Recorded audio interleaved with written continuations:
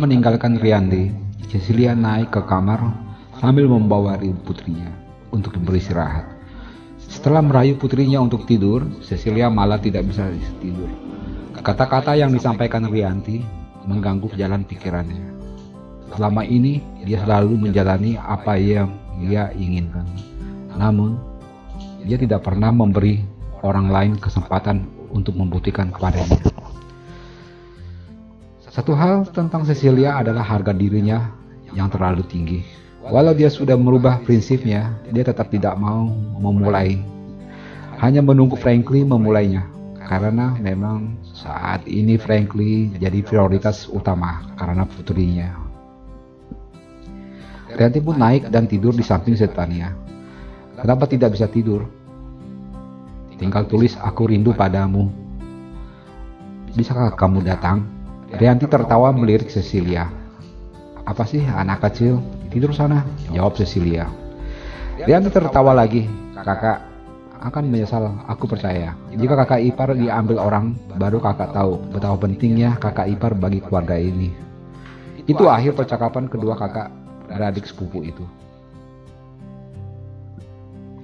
Di gedung Sel Alfred, Cecilia tiba seperti biasa masuk ke ruangannya mengerjakan apa yang mestinya dia akan lakukan.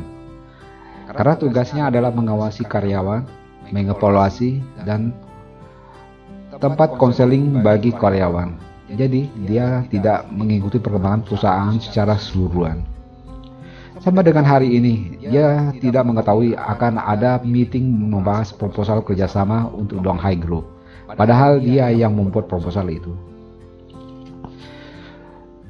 Di lantai 2 di ruang rapat intern, semua kursi sudah dirapikan. Semua manajer sudah diberitahu bahwa jam 10 rapat akan dimulai. Waktu sekarang sudah 9.30, berarti kurang 30 menit lagi rapat akan dimulai. Kurang 10 menit, jam 10 mobil Bentley putih memasuki area parkir gedung.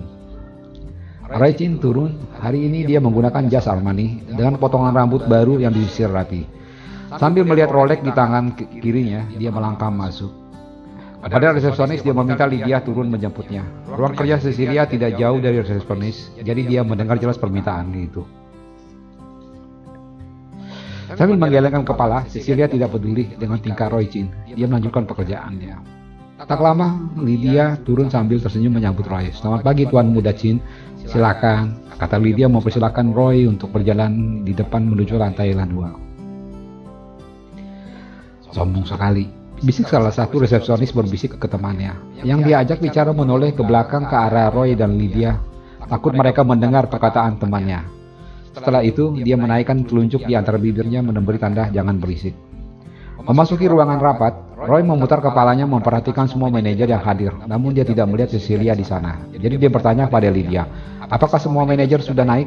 Lydia tersenyum menjawab, semua manajer yang berkepentingan sudah hadir semua. Hanya satu manajer yang tidak ikut karena dia hanya mengurus ruang administrasi dan kepegawaian. Memang Lydia sengaja untuk tidak mengundang Cecilia karena dia tidak mau rencananya diketahui oleh Cecilia. Raichin menatap Lydia, dia paham bahwa Lydia tidak cocok dengan Cecilia. Dia tersenyum, lalu berkata, undang saja untuk kali ini, karena kekhususan kita harus diketahui oleh semua manajer, kata Raichin. Lydia tersenyum, berjalan ke telepon lokal memencet nomor extension ruang Cecilia.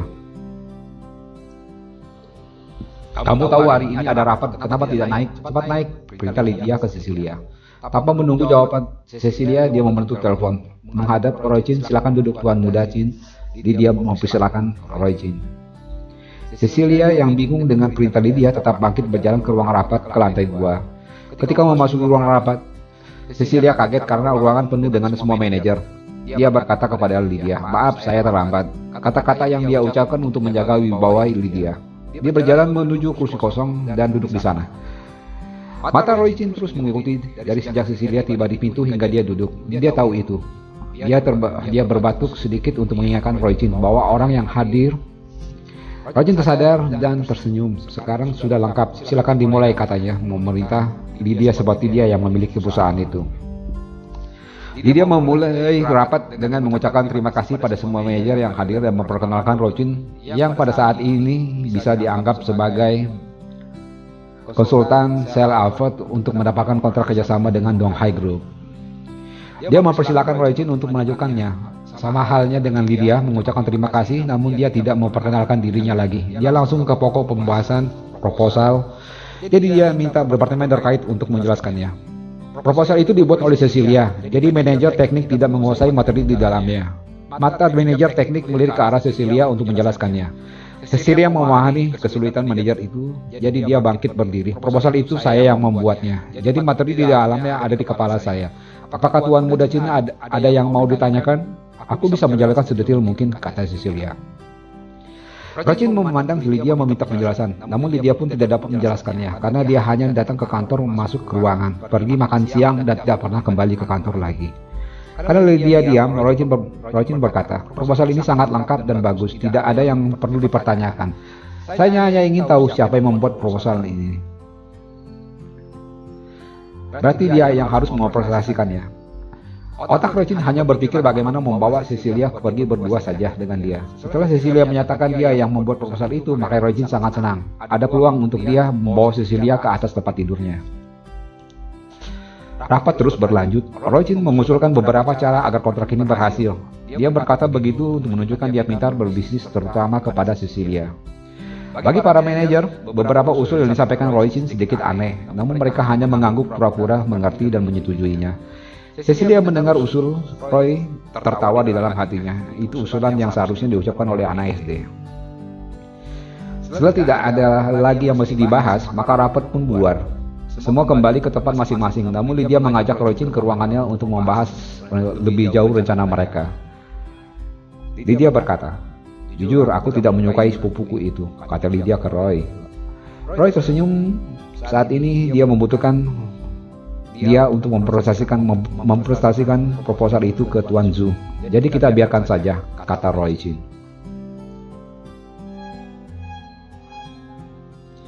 Setelah dia mempresentasikan, kita bisa buang dia, kata Roy Chin lebih lanjut. Jika kamu tidak menyukainya, kenapa tidak kita kabarkan dia untuk memuaskan Tuan Zhu? Siapa tahu setelah Tuan Zhu puas, kontrak kita akan segera ditandatangani. Mendengar ide ini, Lydia tertarik. Bagaimana caranya? Tanya Lydia. Roy pun tersenyum. Malam ini aku akan mengundang Tuan Zhu makan malam di Hotel Four Seasons. Aku akan membawa Cecilia bersamaku dengan alasan untuk mempresentasikan ke Tuan Zhu. Lydia, kalau begitu aku akan mempersiapkan diri dan memerintahkan Cecilia untuk ikut, kata Lydia dengan semangat. Roy Chin tersenyum senang, namun dia tidak mau Lydia ikut karena rencananya dia yang akan meniduri pertama setelah puas baru menyerahkannya ke Tuan Zhu. Jadi dia berkata, kamu tidak perlu ikut, agar kamu tidak terlibat jika terjadi sesuatu. Yang terpenting buat kamu akan kontrak kerjasama. Mendengar ini Lydia setuju, karena bagi dia alasan yang dikemukakan Roy Chin masuk di akalnya. Roy tersenyum, sekarang beres, aku akan menghubungi Tuan Zhu dan membooking tempat di Four Seasons Hotel. Aku akan pergi sekarang, kata Roy Chin selanjutnya. Kamu tinggal memberitahu Cecilia untuk ikut aku. Nanti sore jam 5 aku akan kembali ke sini menjemputnya. Setelah itu Roy Chin pergi meninggalkan ruang Lydia. Setelah keluar dari gedung Sel Alfred, dia menelpon Tuan Zhu Tung Hai, memintanya untuk datang ke Hotel Four Seasons sore ini untuk makan malam bersama. Dia meluncur ke Four Seasons Hotel untuk membooking meja dan kamar suite. Setelah semua beres, dia pulang ke rumahnya. Di ruangan, Lydia sedang berbincang dengan Cecilia, meminta dia untuk mempresentasikan proposalnya di hadapan Tuan Zhu bersama dengan Roy Chin. Walau Cecilia ingin menolak, namun dia berpikir dia bekerja di perusahaan ini. Jika perusahaan ini berkembang, dia bisa juga naik. Di sisi lain, di antara semua orang di gedung itu, hanya dia yang memahami proposal itu. Jadi dia pun menyetujui. Di Hotel Four Seasons Hotel. Tepat jam 5 sore, Roy Chin tiba. Dia menelpon Lydia bahwa dia sudah ada di bawah, meminta Cecilia ke mobilnya untuk langsung berangkat ke Four Seasons. Jarak antara gedung Sel Alfred sedangkan Cecilia segan membiarkan tangannya digantung Ke Possession cukup jauh, butuh setengah jam perjalanan. Namun di jam pulang kantor seperti ini butuh 1 jam lebih. Setelah menerima telepon, setelah menerima telepon Lydia, maka Cecilia keluar dengan membawa map proposal itu. Dia berjalan ke arah mobil Roy. Dia membuka pintu, menumpang di belakang, menolak untuk duduk di depan bersama Roy. Walau kecewa, Roy tidak memikirkannya karena baginya Cecilia bisa sombong sekarang. Begitu dia jatuh dalam pelukannya, semua bisa diatur. 1 jam kemudian, mereka tiba di Possession Hotel. Setelah mereka berdua berjalan berdampingan memasuki area restoran. Di sisi timur, lobi utama Possession Hotel. Saat memasuki pintu, Cecilia yang sedang menatap sekeliling restoran melihat sosok yang selalu dicari oleh putrinya, Franklin. Pada saat yang sama, Franklin pun sedang melihat ke arah pintu masuk. Mereka berdua saling tatap. Franklin pun tersenyum. Roy memegang lengan Cecilia mengajaknya masuk. Franklin melihat ini dan dia membuang pandangannya ke arah lain. Sedangkan Cecilia segan membiarkan tangannya digandeng agar membuat Franklin sengaja membiarkan tangannya digandeng agar membuat Franklin bertindak atau sedikitnya cemburu. Namun dia kecewa. Franklin tidak memperlihatkan perubahan apapun, malah membuang pandangannya ke arah lain. Karena Roy tidak mengenal Franklin, jadi dia tidak memperhatikan dan dia terus memegang lengan Cecilia dan membawanya ke meja besar yang hanya berjarak 2 meja dari tempat Franklin duduk. Untuk memesan meja besar itu setidaknya harus mengeluarkan uang 25-50 juta, tergantung dengan jam dan hari pemesanannya. Kenapa Franklin ada di hotel itu? Sebetulnya Franklin hanya kebetulan berada di sana karena dia ada keperluan dengan Shinta-san. Kebetulan Shinta-san sedang menjamu tamu di hotel itu, jadi tidak bisa meninggalkan tamu. Jadi Shinta memohon Franklin menunggu dia atau menemuinya di hotel itu. Karena sangat penting, makanya Franklin datang ke hotel itu menunggu di meja itu. Setelah Shinta selesai, maka Shinta langsung menemui Franklin di meja itu dengan ketakutan. Setelah Franklin menjelaskan semua, Shinta pergi meninggalkan hotel melaksanakan permintaan Franklin tadi.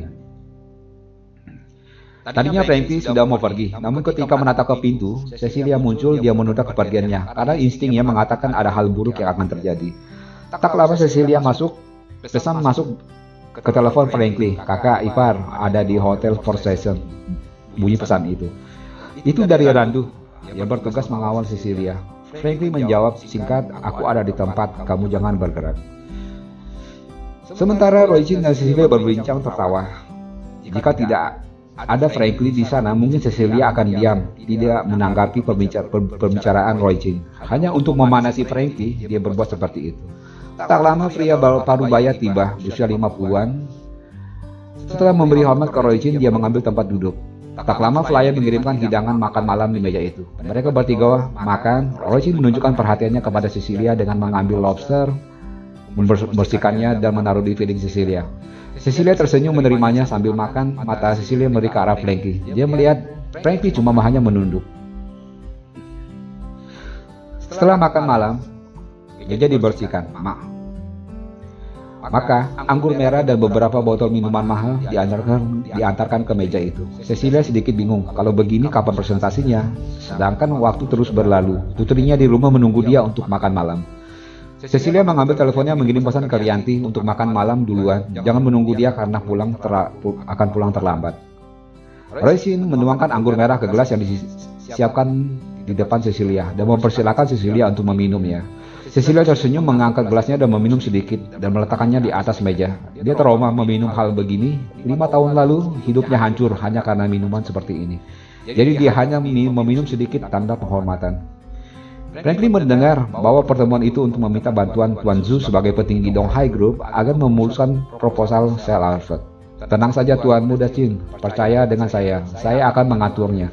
Membuang semua proposal yang bagus dan meninggalkan proposal Sel Alfred dengan beberapa saingan yang proposalnya tidak sebaik milik Sel Alfred. Dengan begitu, manajemen tidak ada pilihan selain Sel Alfred, kata Tuan Zhu sambil tertawa, memandang Cecilia dan menelan ludahnya. Membayangkan Cecilia terbaring telanjang di bawah perutnya. Cecilia meminta izin untuk ke toilet karena memang kebiasaannya sehabis makan selalu mau buang air kecil. Setelah Cecilia menghilang, Roy tertawa memandang Tuan Zhu. Dia mengambil bungkusan bubuk dari saku jasnya dan menuangkan sedikit ke gelas Cecilia, dan menabur sedikit ke dalam botol anggur dan menyimpannya kembali.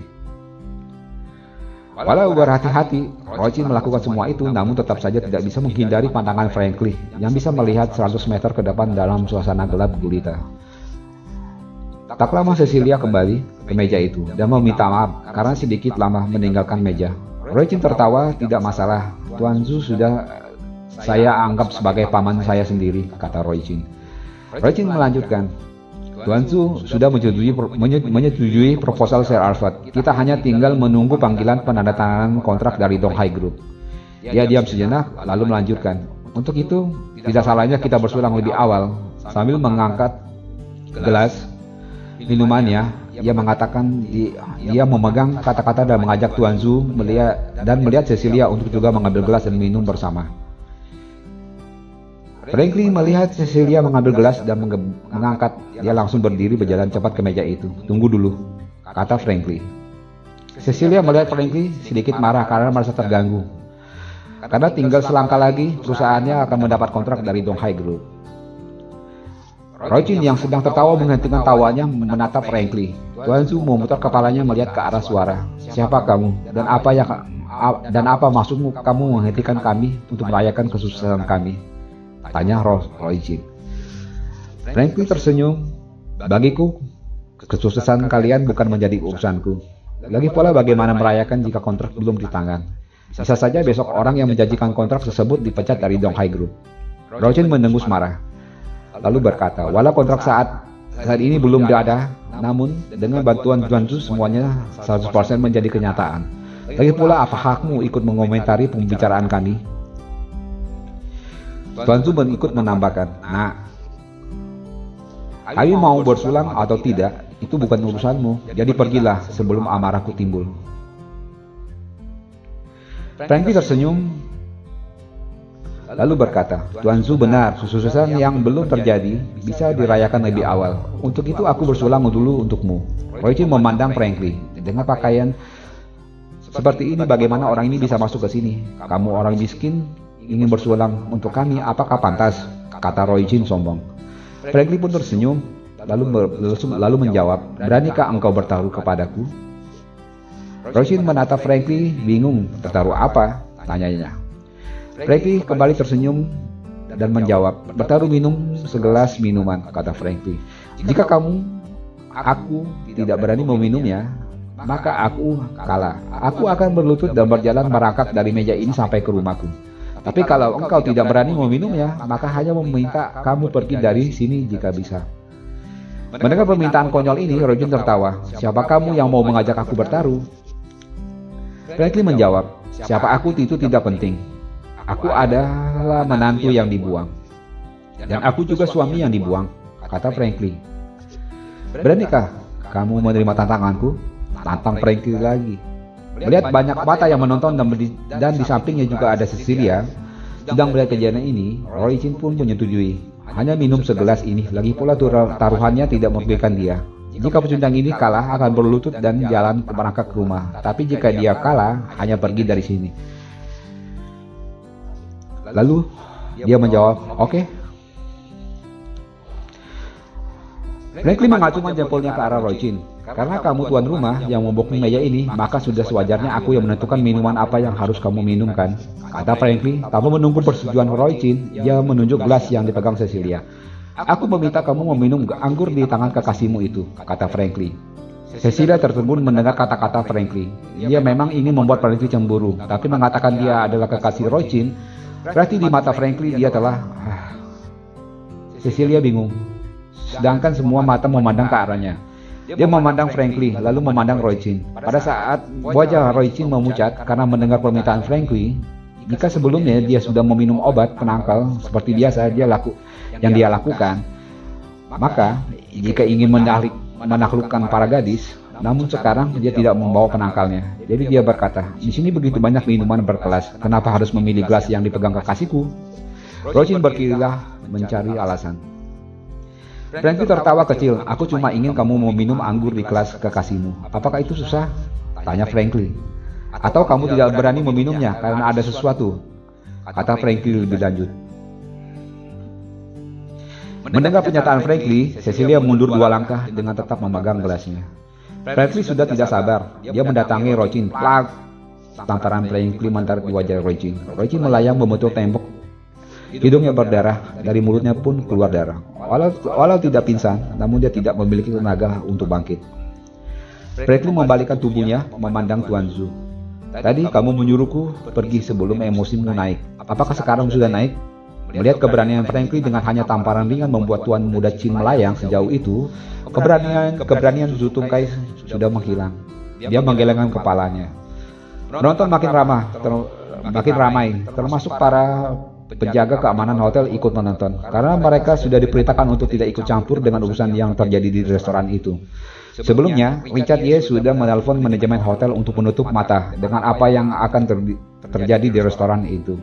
Para top manajemen tahu siapa Richard. Mereka tidak berani menolak permintaan Richard Ye. Frankly mendengus mencengkeram kepala Zhu Tungkai menariknya ke hadapan Cecilia. Cecilia sudah tidak bisa mundur lagi karena di belakangnya adalah tembok. Sekarang kamu ambil minuman itu dari kekasih bosmu itu. Perintah Frankly. Zhu Tungkai mencintai hidupnya. Jika dia menurut kehendak Frankly, meminum anggur itu hanya membuatnya tidur. Nanti akan bisa bangun lagi. Maka tanpa ragu-ragu dia mengambil minuman itu dan meminumnya di hadapan Cecilia. Dan para penonton yang melihat akhir drama ini. Setelah meminumnya, Zhu Tungkai mencari kursi untuk duduk. Jangan bergerak, kamu berdiri saja di sana, kata Frankly berjalan ke arah meja dan mengambil botol vodka dan meminumnya secara langsung. Perlahan namun pasti, tubuh Zhu Tungkai seperti tidak kuat menahan kantuknya. Beberapa detik kemudian dia jatuh ke lantai. Terdengar suara dengkuran yang begitu keras. Para penonton berteriak, "Obat tidur!" Anggur itu mengandung obat tidur, teriak yang lain. Cecilia yang melihat semua ini memandang Frankly, namun Frankly tidak memperhatikan dirinya. Dia berbalik ke arah Frankly sambil membawa Roy Chin sambil membawa sisa anggur yang di dalamnya botolnya sudah dan menuangkan semua ke dalam kerongkongan Roy Chin. Roy Chin yang sadar tidak bisa menolaknya. Beberapa menit kemudian dia mengeluarkan dengkuran seperti Zhu Tungkai. Sebelum berdiri, Frankly menekan titik saraf tertentu di tubuh Roy Chin dan berpindah ke arah Zhu Tungkai membuka bajunya. Sama dengan Roy Chin mengatur posisi dua orang itu seperti sepasang kekasih yang sedang berpelukan. Pada saat mengatur posisi ini, Frankly memencet titik tertentu di tubuh Zhu Tungkai. Setelah itu, dia berdiri berjalan keluar, lalu berkata, "Jangan ada yang berani memindahkan mereka berdua. Jika ada yang berani memindahkan, mereka patahkan tangannya." Seorang lelaki muda maju berjalan ke arah Roy dan Zhu Tungkai, lalu berdiri di sana seperti patung. Sementara Frankly sudah keluar berjalan sambil menyalakan rokoknya menuju tempat parkir. Cecilia bingung harus bagaimana. Tadi dia sudah menyalahkan Frankly, bahkan dengan sengaja membuat dia cemburu agar tidak mendekati dirinya. Namun akhir dari semua ini, Frankly yang menyelamatkan dirinya seperti 5 tahun lalu. Dia menundukkan kepalanya menangis dan berlari keluar mengejar Frankly. Tapi orang yang dikejar sudah tidak terlihat lagi karena memang Frankly sudah pergi mengendarai mobil Rolls Royce kembali ke rumah. Sementara Randu tinggal menunaikan tugasnya. Cecilia mengambil teleponnya mencoba menelpon Frankly, namun tidak ada nada masuk. Karena memang telepon Frankly kehabisan baterai. Dengan rasa putus asa, Cecilia memanggil taksi dan pulang. Bab 27. Sesampainya di rumah, Cecilia berlari ke kamarnya dan dia tidak peduli panggilan putrinya atau sapaan dari Rianti. Dia hanya mau menangis. Melihat ini, Tania dan Rianti saling bertukar pandang dan diam. Di kamar, Cecilia melampiaskan semuanya dengan tangis. Badannya pun sudah tidak bisa menampung derasnya air mata. Hatinya bergejolak antara sedih, resah, bersalah, dan penyesalan. Tania tidak tahan. Dia berlari naik. "Ibu, jangan menangis," teriaknya. Dia pun ikut menangis. Melihat putrinya menangis, air mata Cecilia semakin kencang. Dia menarik putrinya memeluknya sekuatnya. "Maafkan ibu, sudah salah." Sambil mencium kepala putrinya, mereka berdua menangis. Cecilia tidak kuat menanggung beban ini. Dia jatuh pingsan. Tania berteriak, "Ibu!" Rianti yang mendengar teriakan ini berlari ke atas. Melihat Tania mengguncang-guncang tubuh Rianti, itu tubuh ibunya, Rianti panik. "Kakak, ada apa? Kenapa jadi begini?" Sambil menangis, sama dengan Tania coba mengguncang tubuh Cecilia. Beberapa menit kemudian, Cecilia sadar. Melihat dua orang menangis di sampingnya, Cecilia bangkit memeluk keduanya. "Maafkan aku sudah membuat kalian khawatir." "Aku tidak apa-apa," ucap Cecilia coba menenangkan dirinya sendiri. Malam itu mereka tidak tidur hingga mata mereka tidak bisa bertahan lagi. Satu persatu, para wanita cantik ini pun tidur. Keesokan paginya, Cecilia sudah bangun lebih dulu dan memasak sarapan untuk mereka. Hari itu Cecilia tidak masuk ke kantor karena masih terbayang kejadian tadi malam. Jika tidak ada Frankie, apa yang akan terjadi pada dirinya? Setelah dua gadis itu bangun, maka mereka sarapan sambil tertawa, mendengar kata-kata Tania. Kejadian tadi malam telah dilupakan oleh putrinya. Habis sarapan, Rianti berangkat mengantar Tania ke sekolah. Cecilia yang tidak bekerja duduk di sofa termenung. Banyak panggilan telepon yang masuk ke teleponnya, namun tidak dia pedulikan. Hari ini dia ingin bersantai setelah lepas dari malapetaka yang melebihi kematian. Tak lama Rianti kembali, membuka pintu dan melihat Cecilia berbaring di sofa. "Kakak tidak bekerja?" tanyanya pada Cecilia. Cecilia menggelengkan kepala, tanda dia tidak bekerja. Melihat kakaknya sepertinya belum mau bicara, dia duduk di sofa yang lain sambil mengambil telepon seluruhnya. Lalu dia tertawa sambil menutup matanya. Tawa keras Rianti membangkitkan rasa ingin tahu Cecilia. Dia bangkit duduk memandang Rianti. "Ada apa? Berita lucu apa? Ketawa sampai heboh begitu?" tanyanya. Rianti memberikan telepon ke Cecilia. Cecilia melihat video dua orang laki-laki yang berpelukan tanpa baju atas di sebuah restoran. Cecilia diam karena di dalam video itu dirinya terlihat jelas, sedangkan Frankie tidak terlihat dengan jelas karena si pengambil video berdiri di seberang Cecilia, sedangkan posisi Frankie terhalang cemara plastik.